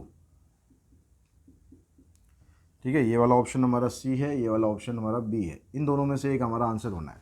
अब यहाँ पर जो x-2 है इसकी वैल्यू आपको जो भी वैल्यू आप रखोगे यहाँ पर ऊपर तो वैल्यू आपकी पॉजिटिव आएगी, यहाँ पर ये जो वैल्यू है ये आपका साइन बताएगा कि आपका साइन आएगा क्या। तो यहाँ पर अगर मैं x की जगह नेगेटिव वैल्यू, मतलब मैं यहाँ से अगर वैल्यू पुट करूँ, जैसे मैं -3 लूँ, -4 लूँ, तो इसकी वैल्यू आपकी नेगेटिव हो जाएगी, लेकिन साइन क्या कह रहा है यहाँ पर, ग्रेटर देन 0 होना चाहिए, तो इसलिए हमारा ऑप्शन जो बी है वो ठीक होगा, क्योंकि यहाँ से हम कोई भी वैल्यू पुट करें ये नहीं आएगा। यहाँ पर कोई भी वैल्यू पुट करोगे तो नीचे आपको पॉजिटिव वैल्यू ही मिलेगी, नीचे पॉजिटिव मिलेगी, ऊपर तो पॉजिटिव आनी आनी है, क्योंकि ऊपर तो एब्सोल्यूट वैल्यू है। तो हमारा जो आंसर है वो ग्रेटर देन इक्वल्स टू 0 ही रहेगा। 46 में कहता है if x is a negative integer then the solution set of -12x greater than 30। अब यहाँ पर भी आपको सॉल्यूशन सेट निकालना, मतलब x की वैल्यू निकालनी है, तो यहाँ से पहले माइनस को हटाओ, माइनस को हटाओगे तो इनइक्वलिटी का साइन हो जाएगा चेंज। अब 12 को नीचे ले जाओ, इसको आप सॉल्व करोगे तो x की वैल्यू आ जाएगी 3 से इसको काट लेते हैं, -10 अपॉन में 3 से काटें 6 से काट लेते हैं, 6 5 30 6 2 12। तो अब यहाँ पर x क्या कह रहा था, ये नेगेटिव इंटीजर्स लेने हैं, तो इससे पहले के जो नेगेटिव इंटीजर्स हैं वो यहाँ पर कौन कौन से आपको मिल गए। देखिए -5/2 का मतलब हो गया -2.5। तो इससे पहले के जो इंटीजर हैं, इससे पहले के इंटीजर नेगेटिव कौन से हो जाएंगे, -3 से स्टार्ट होंगे, तो -3 -4 -5, तो ये आपको ऑप्शन बी में दिए हुए हैं। ठीक है, -3 उसमें ऐसे लिखा हुआ है, इस डायरेक्शन में लिखा हुआ है, मैं ऐसे लिख के आपको समझा रहा हूँ बस, ये आपका ऑप्शन बन जाएगा ऑप्शन बी। 47 में कहता है the length of rectangle is double the breadth. एक रेक्टेंगल की जो लेंथ है वो ब्रेड्थ से डबल है, तो ब्रेड्थ को अगर आप x लेते हो तो लेंथ होगी 2x। If the minimum perimeter of rectangle is 120 centimetre. अब इसका जो मिनिमम पेरीमीटर है रेक्टेंगल का वो दे रखा है आपको 120 सेंटीमीटर। तो यहाँ से हम क्या लेंगे, मिनिमम पेरीमीटर का मतलब हो गया कि जो साइन है इसमें एटलीस्ट का साइन लगेगा, कि कम से कम 120 तो होगा ही होगा, उससे ज़्यादा जितना मर्जी हो सकता है। तो अब यहाँ पर 2b की जगह l की जगह आपने लिया 2x, यहाँ पर लिया x, 2 से इसको कैंसिल करो, यहाँ आ जाएगा 3x और x की वैल्यू आ जाएगी आपके पास ग्रेटर देन इक्वल्स टू 20। तो हमारे पास यहाँ पर ऑप्शन बनता है ये सी ऑप्शन बनता है, जिसमें ब्रेड्थ दी हुई है आपको ग्रेटर देन इक्वल्स टू 20, क्योंकि x हमने क्या मानी है, ब्रेड्थ मानी है। 48 क्वेश्चन देखते हैं। इसमें यहाँ पर दिया हुआ है modulus of 2x + 3 less than 7। तो जब लेस देन यहाँ पर ऑप्शन होता है तो उसमें हम क्या करते हैं कि इसकी जो एब्सोल्यूट वैल्यू है वो -7 से +7 तक के बीच में लाई करती है। तो -7 से लेकर +7 तक के बीच में लाई करती है। यहाँ से x की वैल्यू निकाल दो, 3 को यहाँ से हटाओगे इधर आ जाएगा -10, उधर आ जाएगा 4, 2 से डिवाइड करोगे -5 और 2। तो x की वैल्यू -5 से 2 तक बिलोंग करती है, ना तो -5 को काउंट करना है ना 2 को काउंट करना है। तो ऑप्शन हमारा बनता है इसमें -5 से लेकर 2 और ओपन इंटरवल के साथ, यानी ऑप्शन बी इसमें हमारा आंसर हो गया। 49th क्वेश्चन में आपसे कहता है कि find the equivalence class of 3 mod 5। 3 mod 5 इसकी आपको इक्विवेलेंस क्लास फाइंड करनी है, यानी ऐसे आपको यहाँ पर वैल्यू बतानी है, ए की वैल्यू आपको ऐसी बतानी है कि इसका जो रिमाइंडर है वो हमेशा 3 रहे। जब भी आप उसको 5 से डिवाइड करोगे तो रिमाइंडर उसका 3 रहे। तो इसको लाने का सबसे देखो आसान तरीका ये है कि जो रिमाइंडर आपका होता है ना उसको आप इसमें ऐड कर दो, एक बार सब्ट्रैक्ट कर दो। अगर कोई आपको रेस्ट्रिक्शन नहीं दी हुई है कि पॉजिटिव लेना है या नेगेटिव लेना है, तो सीधा सीधा हम क्या करेंगे, एक तो नंबर 3 हो गया हमारा, दूसरा नंबर क्या होगा, 3 के अंदर +5 कर दो और -5 कर दो। फिर एक बार दोबारा हम इसमें ऐड कर देंगे, तो यहाँ पर 5 में फिर 5 ऐड करेंगे तो हमारे पास आंसर क्या बन जाएगा, 3 + -10, फिर 5 ऐड कर दो। तो इस तरह से आप जितने मर्जी नंबर यहाँ निकाल सकते हो। इसमें पॉजिटिव नंबर भी निकल रहे हैं, नेगेटिव भी निकल रहे हैं। तो हमारे पास जो ऑप्शन बनता है इसमें ए ऑप्शन बनता है। तो कई बार आपको ऐसे दिया हुआ, कई बार +- अलग अलग करके भी दे सकता है। मान लो मैं इसी क्वेश्चन को ऐसे लिख दूँ, 3 + 5 8, 3 + 10 13, 3 + 5 18, इसको ऐसे लेंगे माइनस साइड में, 3 - 5 -2, यहाँ से आ जाएगा -7, इधर से आ जाएगा -12, तो ऐसे भी आ गया। अब क्वेश्चन में अगर कोई कंडीशन दे दी इसने कि भाई नेगेटिव लेने हैं तो सिर्फ ये वाला आंसर आएगा, अगर पॉजिटिव लेने हैं तो ये वाला आंसर आएगा। कोई कंडीशन नहीं दी है तो दोनों आंसर हो जाएंगे। अगला 50th क्वेश्चन है, उसमें भी कॉन्ग्रुएंस क्लास पूछी है। तो कॉन्ग्रुएंस क्लास, इक्विवेलेंस क्लास दोनों एक ही बात है। वहाँ पर पूछा है आपसे 4 mod 7, 4 mod 7। तो यहाँ पर क्या आएगा आपके पास, जैसे हमने ये तरीका यूज़ किया, एक नंबर 4 हो गया, दूसरा 4 + -7, फिर 4 + -14, फिर 4 + -21। तो इसमें भी हमारा ऑप्शन है जो सी ऑप्शन, ए ऑप्शन आ जाएगा। तो बच्चों नेक्स्ट क्वेश्चन देखते हैं। नेक्स्ट में कहता है Sushi is rowing a boat, she takes 6 hour to row 48 kilometre upstream, यानी 6 घंटे उसे लगते हैं 48 किलोमीटर का डिस्टेंस कवर करने के लिए अप स्ट्रीम। तो इसका मतलब जो अप स्ट्रीम की स्पीड है, जिसको हम फार्मूलाज में डिनोट करते हैं वी से, तो 51 क्वेश्चन के लिए वी हमारे पास क्या आ गया, 48/6, यानी 8 किलोमीटर पर आवर की स्पीड आ गई।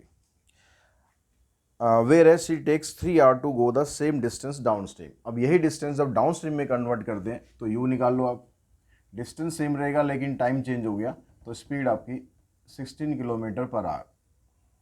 ठीक है, अब इसके बाद यहाँ पर आपसे 4-5 आंसर्स पूछे गए हैं, तो उसके लिए हम एक्स और वाई और निकाल लेते हैं। एक्स का मतलब क्या होता है, स्पीड ऑफ बोट। तो एक्स की वैल्यू क्या होगी आपके पास, एक्स का फार्मूला होता है u + v/2। तो दोनों को आप ऐड करोगे, 16 + 8 24/2 यानी 12 आ गया। और y हो गया स्पीड ऑफ बोट, तो उसमें से इसको माइनस करोगे 8, यानी u - v का फार्मूला होता है। तो 16 - 8, 8 यानी 8 आ गया, 8 को 2 से डिवाइड करेंगे 4 आ गया। ठीक है, अब यहाँ जितने भी क्वेश्चन है उन सभी के आंसर आप बड़े आराम से देने वाले हो, बस आपको ये 3-4 चीज़ें पता होनी चाहिए। अब यहाँ जो 51 है, 51 का जो आंसर है वो आपका क्या बन जाएगा, उसमें पूछता है what is her speed of rowing in still water. तो स्टिल वाटर में जो उसकी स्पीड है वो कितनी है, 12 किलोमीटर, ये इसका आंसर आ गया। 52 में क्या पूछता है, what is the speed of the stream, stream की स्पीड क्या है, ये निकाल ली हमने, 4 kilometre per our. What is the average speed, average speed का फार्मूला क्या था, x² - y² divided by x। तो x का स्क्वायर करेंगे 144, y का स्क्वायर करेंगे 16 डिवाइडेड बाय x। तो इसको सॉल्व करो, कितना आता है आपके पास, तो 14 - 6 करेंगे 8, और 3 - 1 2, इसको 12 से डिवाइड कर दो। अब 12 से इसको डिवाइड करोगे तो कंप्लीट तो डिवाइड ये होगा नहीं, तो आपके पास आंसर बन जाएगा, 4 से काट लेते पहले, तो 10 and 2/3। तो ये आपके पास ऑप्शन में दिया हुआ है, यानी जो हमारा डी ऑप्शन है इसका वो ठीक हो गया। ठीक है, उसके बाद फोर्थ कर रहा हूँ, 54th में क्या कहता है, the stream is flowing at the speed of 4 kilometre per hour. ठीक है, वो जो हमने निकाली हुई है। If Sushi row a certain distance upstream in 3.5 hours and return to the same place in the 1.5 hour. ये कहता है कि एक पर्टिकुलर डिस्टेंस है सुशी, उसमें जब अप स्ट्रीम जाता है तो उसे 3.5 घंटे लगते हैं, और वापस आता है तो 1.5 घंटा लगता है। तो speed of Sushi's boat in still water, तो सुशी की जो स्पीड है बोट की वो स्टिल वाटर में कितनी है, इसमें ये वाली नहीं लेनी है आपको। ठीक है, ये नहीं लेनी, ये अलग क्वेश्चन बन गया एक। तो यहाँ पर अब आपको y की वैल्यू 4 दी हुई है, और आपको जो टाइम दिया हुआ है, अप स्ट्रीम का टाइम दिया हुआ है 3.5, अप स्ट्रीम का टाइम हम t2 से लेते हैं, और डाउन स्ट्रीम का टाइम हम t से डिनोट करते हैं। ये दिया आपको 1.5। अब आपको इसमें x बताना है, ये जो उसकी बोट है उसकी स्पीड कितनी है। तो इसका जो फार्मूला होता है हमारे पास x/y का, ये होता है t2 प्लस में t1 divided by t2 minus t1। तो अब ये फार्मूला लगा दो सिंपली, x आपको निकालना है, y की वैल्यू 4 है, t2 प्लस t1 करोगे तो 5 आ जाएगा, और t2 माइनस t1 करोगे तो 2 आ जाएगा। इसको इससे कैंसिल करा तो आपके पास x की वैल्यू आ गई 10। नेक्स्ट में कहता है with reference to the part 54th the total distance covered by the Sushi. अब यहाँ डिस्टेंस का फार्मूला आपको लगाना है। तो डिस्टेंस का देखो 2 फार्मूले होते हैं, तो यहाँ पर आप डिस्टेंस का फार्मूला लगा दो, कौन सा, x² - y² divided by 2x। ये 2x तब लगाना होता है जब आपको टोटल टाइम दिया होता है आने जाने का, तो टोटल टाइम हम यहाँ से निकाल ही सकते हैं, 5 आ गया। अगर आप डिफरेंस वाला फार्मूला लगाओगे कि आने जाने का डिफरेंस कितना, वो भी इसमें लगा सकते हो, तो यहाँ पर 2y आ जाएगा। तो जो मर्जी फार्मूला आप लगा दो। अब मैं यहाँ पर टोटल टाइम करता हूँ, t की जगह तो आ गया 5, x² - y² हमने ये निकाला ही था, पर ये तो इसका था, तो यहाँ पर x की जगह 10 है आपके पास, 10 का स्क्वायर हो गया 100, y की वैल्यू 4 है, इसका हो गया 16 डिवाइडेड बाई 2x। तो यहाँ पर ये कैंसिल हो गया, इसमें से इसको माइनस कर दो, 84 डिवाइडेड बाई 4, तो ये आ जाएगा आपके पास 21। ये तो आ गया डी। ठीक है, ये डी क्या है, एक तरफ का हो गया भाई, आप यहाँ से वहाँ तक गए, आपको वापस भी आना है, तो टोटल डिस्टेंस बताना है।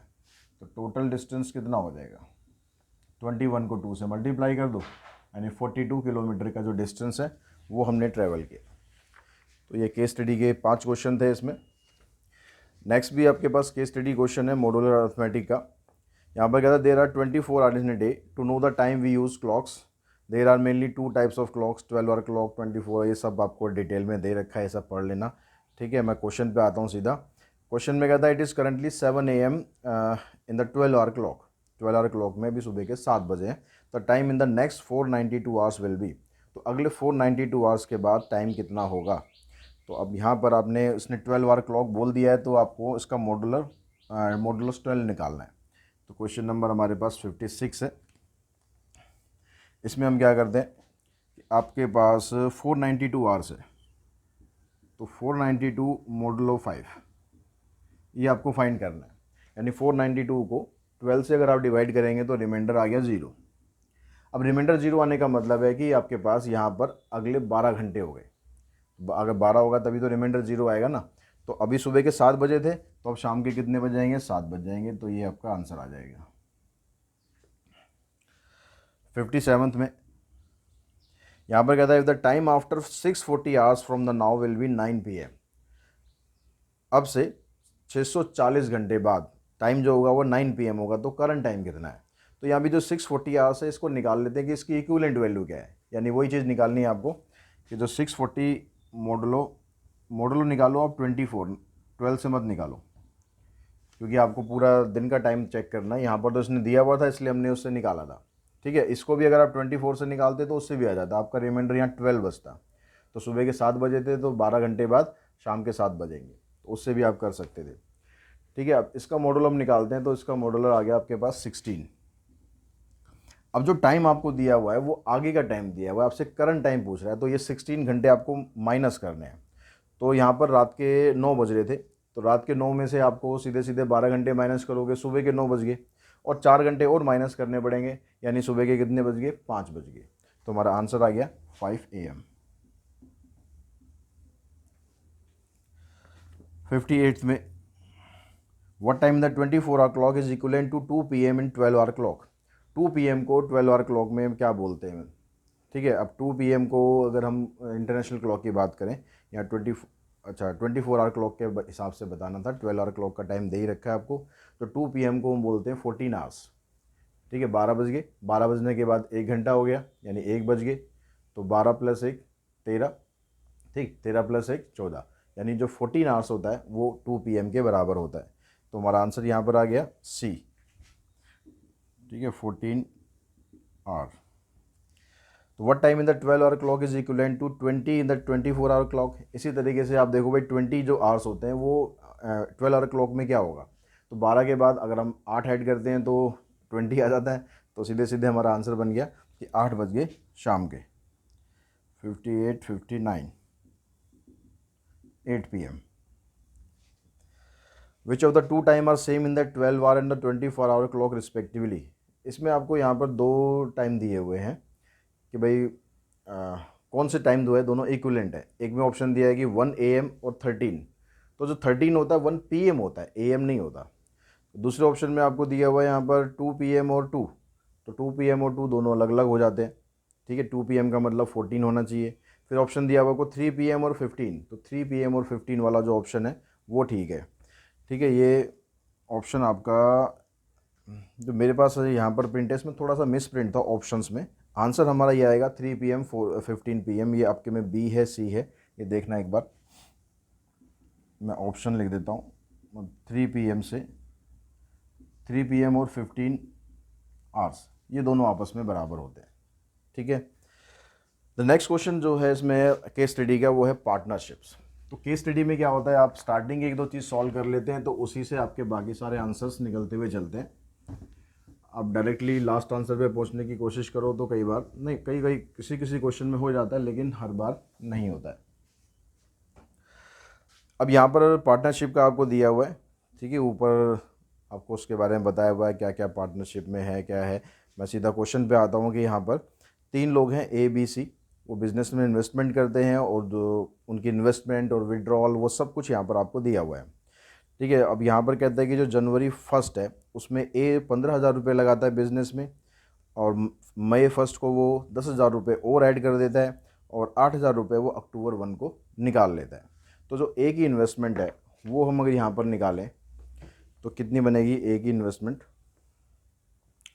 क्योंकि उसने पहले में आपसे पूछा भी है ये as effective capital for 1 month. कौन सा क्वेश्चन हो गया ये हमारा, 61। तो इसमें भी यहाँ पर कहता है कि the as effective capital for 1 month. तो ए के जो आपको डिटेल दिया हुआ है ये कहता है कि ए ने 15,000 रुपये लगाए और फिर मई 1 को उसने 10,000 रुपये ऐड कर दिए। तो जो 15,000 रुपये उसके लगे थे वो कितने टाइम तक के लिए लगे थे, वो उसके 4 महीने तक के लगे। तो 15,000 को 4 से करो मल्टीप्लाई, 60,000 रुपये ही हो गए। ठीक है, उसके बाद वो क्या करता है 10,000 रुपये और ऐड कर देता है। कब तक, अक्टूबर तक, मतलब सितंबर के एंड तक, अक्टूबर 1 में वो और विड्रॉ कर लेता है। तो 10,000 रुपये इसमें ऐड करेंगे तो कितने हो गए 25,000।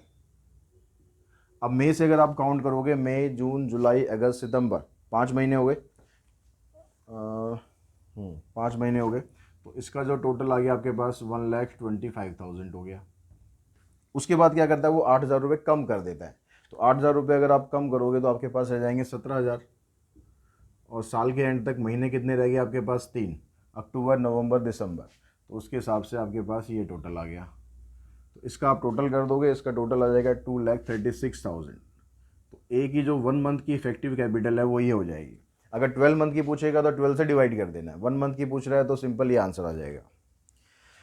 उसके बाद 62 में देखते हैं। 62 में कहता है sum of B's and C's effective capital for 1 month. B और सी दोनों की इफेक्टिव कैपिटल निकालनी है 1 मंथ की, और उसको फिर ऐड करना है। तो पहले बी का निकाल लेते हैं, थोड़ा लंबा कर दिया क्वेश्चन इसमें। तो बी की जो इफेक्टिव कैपिटल निकालोगे, बी का डाटा आपको दिया हुआ है 20,000 रुपये वो जनवरी 1 को लगाता है, और 5,000 रुपये जुलाई 1 को वो विड्रॉ कर लेता है। तो वहाँ पर जन से लेकर जुलाई तक कितना उसका टाइम बना, जनवरी फरवरी मार्च अप्रैल मई जून, 6 महीने हो गए, क्योंकि जुलाई 1 को तो वो विड्रॉ कर लेगा। तो 6 महीने तक उसने 20,000 रुपये लगाए। तो मैं बी के बारे में लिख रहा हूँ यहाँ, 20,000 रुपये लगाए उसने 6 महीने तक।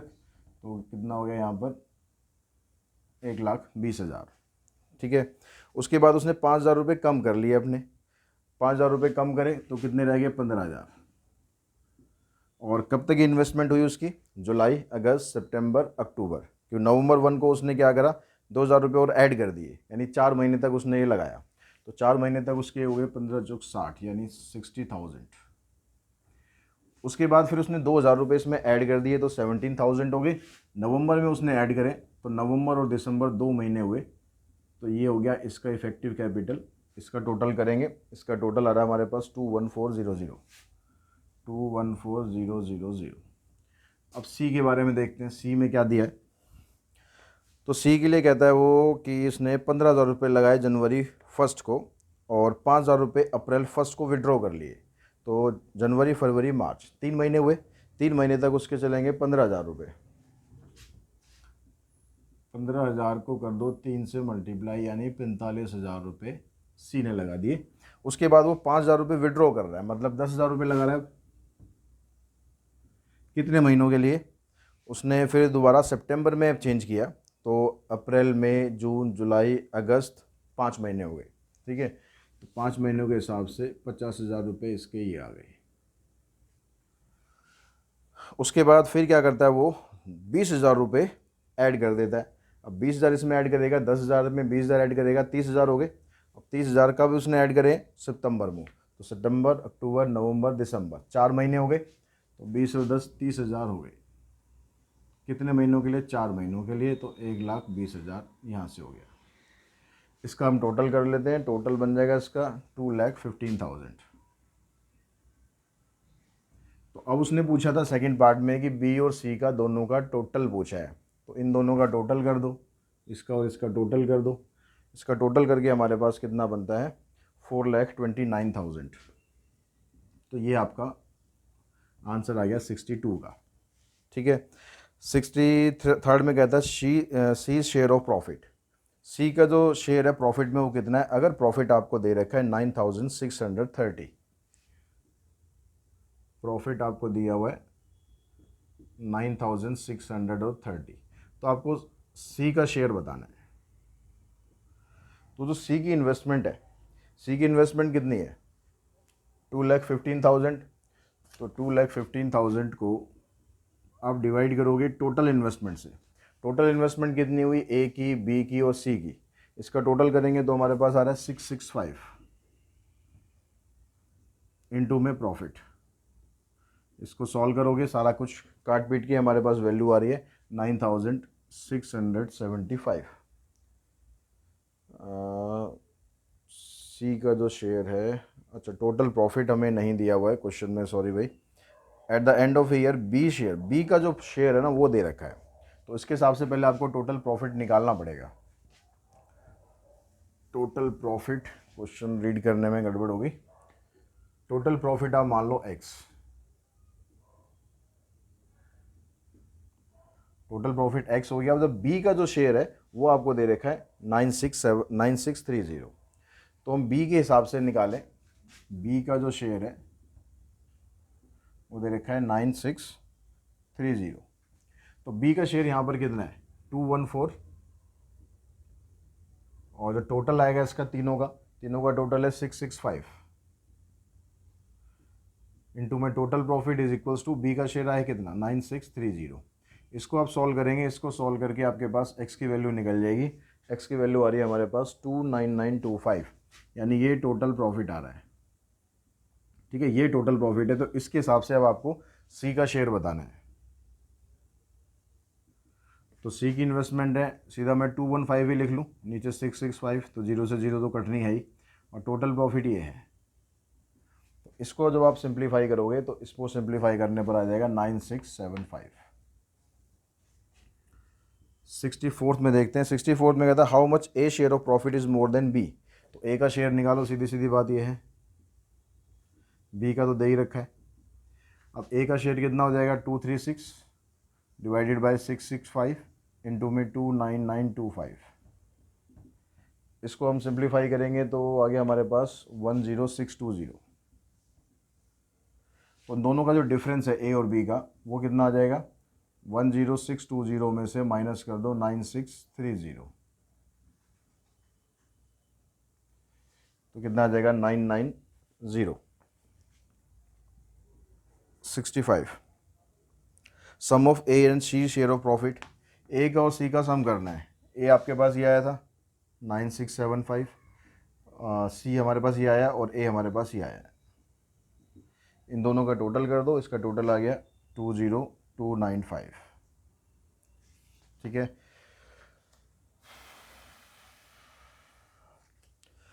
तो क्वेश्चन नंबर 65 तक हमारे कंप्लीट हो गए हैं। क्वेश्चन नंबर 67 पे 66 पर चलते हैं। यहाँ पर पाइप और सिस्टम्स के क्वेश्चन है। इसकी जो केस स्टडी है उसमें भी देखते हैं क्या क्या आपको दिया हुआ है।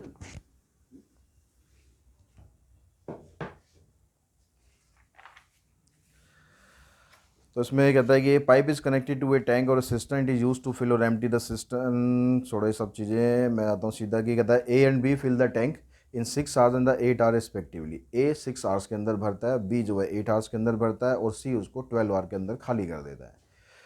ठीक है, क्या क्या दिया हुआ आपको, ए जो है वो 6 घंटे के अंदर भर रहा है, बी 8 घंटे के अंदर भर रहा है, और सी जो है वो खाली कर रहा है। तो मैं इसको -12 लिख देता हूँ, ठीक है, समझने के लिए कि खाली कर रहा है। अब कहते हैं both A and B are open together then the tank can be filled in. तो ए का जो 1 आवर का काम है, क्वेश्चन नंबर 66, ए का जो 1 आवर का काम है ये हो जाएगा 1/6, बी का काम है 1/8। इसको आप एलसीएम लेके सॉल्व करोगे तो आपके पास आ जाएगा 7/24। तो यहाँ से आपको टाइम निकालना है। टाइम निकालने के लिए क्या करते हैं, इसका हम रेसिप्रोकल कर देते हैं। तो 24/7, तो यहाँ पर आ गया 3 and 3/7। 67th में the pipe A and C are open together then the tank can be filled in. अब ए और सी दोनों खोलते हैं, तो ए यहाँ पर करेंगे तो 1/6 और बी का आ जाएगा -1/12, क्योंकि वो खाली कर रहा है। तो इसको सॉल्व करेंगे तो आ जाएगा 1/12। टाइम इसका निकालोगे तो कितना आ गया, इसका रेसिप्रोकल कर दोगे 12 आवर्स आ गया। 68 में कहता है कि बी और सी को ओपन करना है, तो बी भर रहा है इतना टैंक और सी खाली कर रहा है इतना।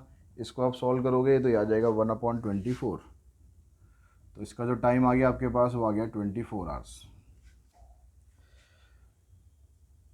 नेक्स्ट में कहता है if the 3 pipes A B C are open together the tank can be filled in. अब तीनों पाइप खोल दिए, तीनों खोल दिए तो इसने इतना भरा, इसने इतना भरा, इसने इतना खाली करा।